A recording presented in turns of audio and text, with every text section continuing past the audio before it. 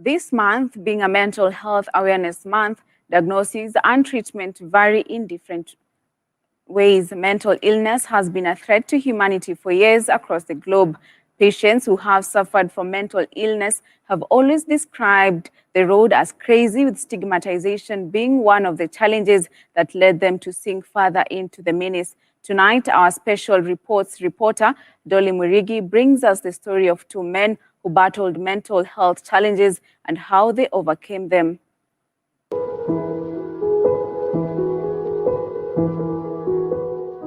It is the battle of the mind, triggered by real situations in life. The rising number of mental-related cases is on the rise, even as the government is trying hard to come up with possible solutions to tackle the matter.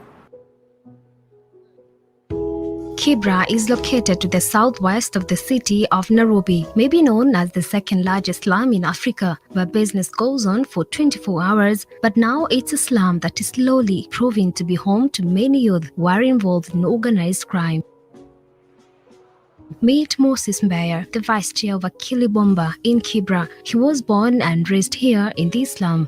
At the age of 14, Moses indulged in alcoholism, which he struggled with for 5 years to hide what he claims as a stressful life. I must say I have come from a background that is not that poor, a well-off family. I went to good schools, yet at age 14, I already started drinking alcohol.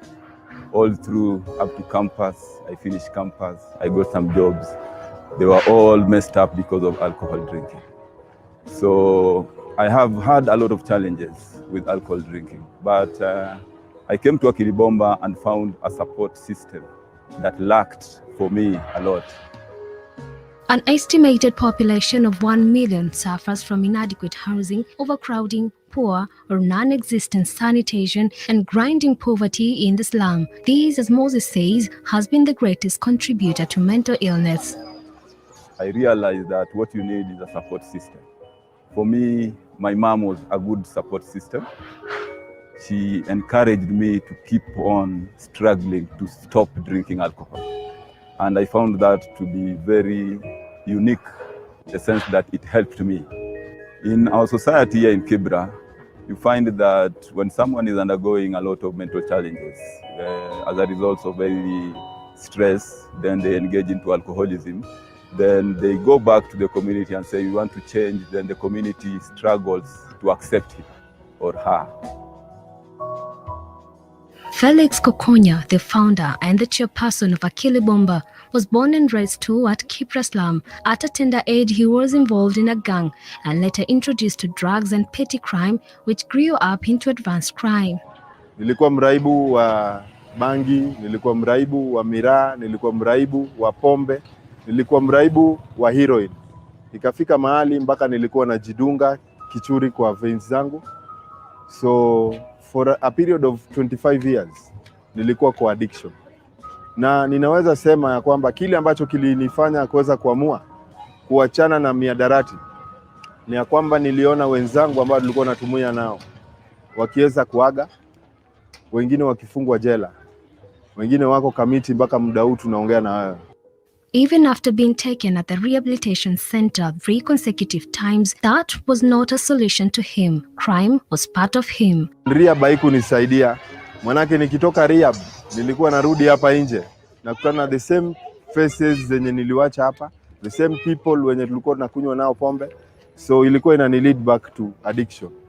Sasa kile ambacho ninafurahia ya kwamba nilipata wakati huu ni wakati ambapo nilirudi kutoka sehemu ambapo nilienda kutafuta kusaidika, nikawacha for 4 months nikiketi sehemu huko South Nyanza kama rehabilitation. Nilikuja nikapata wenzangu ambao nao pia walikuwa napitia uraibu. Sasa nilikuja na hiyo idea ya tuketi chini, tutengeneze support group. According to the Mazingira Women Initiative founder, Malasen Hamida, one can't have a clean environment without having a sound mind. The initiative deals with mental issues and environment conservation. Ukiangalia mazingira ya mwanadamu na mazingira yake kwa ujumla, inataka akili ikiwa sawa sawa.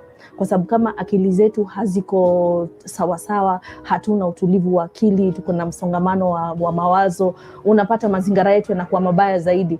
Ukipata mtu ambaye ako na msongamano wa mawazo, unapata anajitenga, unapata wakati mwingine hata hajiangalii mazingira yake, unapata wakati mwingine hata haogi, unapata ni mchafu, hata penye anaishi ukiangalia mazingira yale hapo, unaangalia mazingira ni machafu, huyo mtu hayuko sawa. The impact of COVID-19 was greatly felt across the country, across all ages.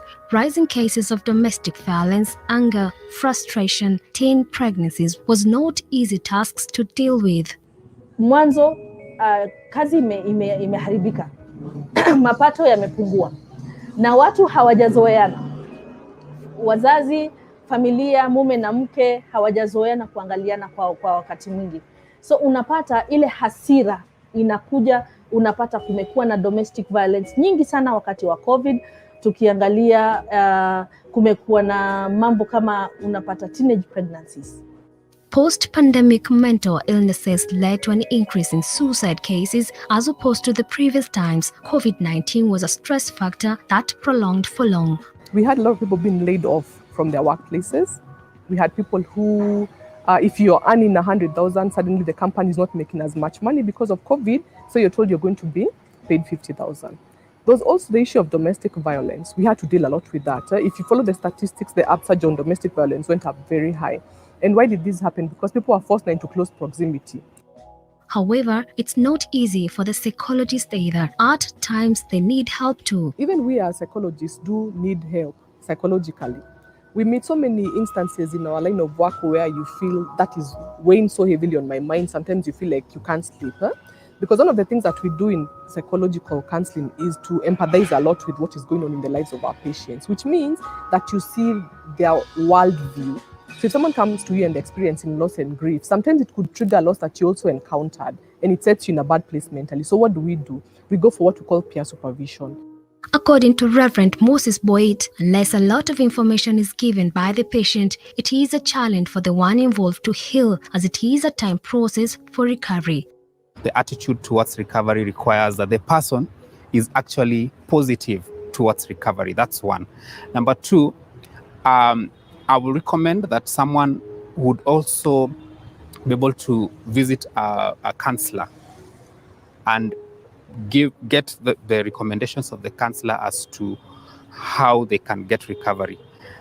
Then I'll now move and tell you that you also will need a spiritual guidance. Because there is evidence that medication actually helps people, isn't it? But now if a spiritual or a traditional healer comes and tells you don't take the medication, then what happens? The patient actually relapses, which means they now stop being well, they go back to the state they were in before, and sometimes to a much worse state than they were in. So we say, if your pastor can come and pray for you and you take your medication, then by all means we encourage that.